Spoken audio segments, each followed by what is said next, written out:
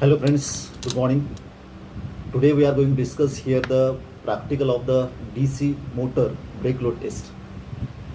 Actually the question arises here, okay, so why we are conducting here the brake load test on the DC shunt motor.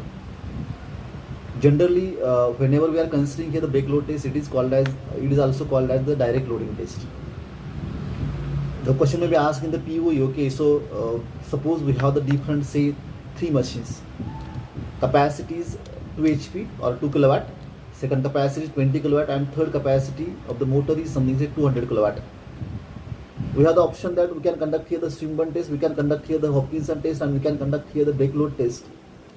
Then okay, so which method should be applied to which motor? Again I will repeat here, okay, so we have the motors of 2 kilowatt, 20 kilowatt and the 200 kilowatt, and the options for the testing are the Swinburne test, brake load test, and the Hopkinson test. Then okay, so which method can be applied here? Suppose I am considering here the 200 kilowatt motor, and to the 200 kilowatt motor, if I am applying here the brake load test, so it is very difficult to conduct the brake load test on the 200 kilowatt motor. The reason is that whenever you are going to apply here the brakes on the motor on that particular pulley, so a lot of heat will be generated in that machine. So that's why whenever I am going to conduct here the test on the higher capacity machines, okay, so we should prefer here the Swinburne test. Up to 20 kilowatt, okay, I can use here the brake load test.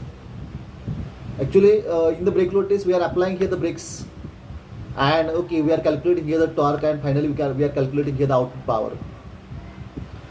Generally what is the output power here? Output power can be calculated here by using equation torque power P is equal to torque tau into P, tau into omega.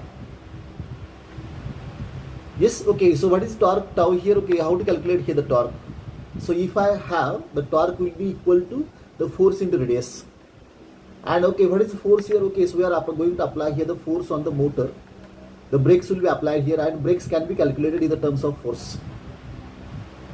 So this method is what are the merits of the brake load test? The merits of the brake load test are we can apply here the direct load on the motor.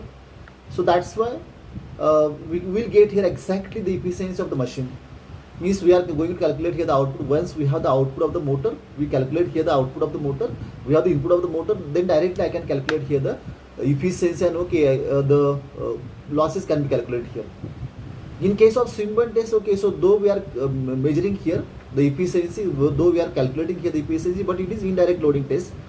It is not possible to measure what is the temperature rise in case of Swinburne test.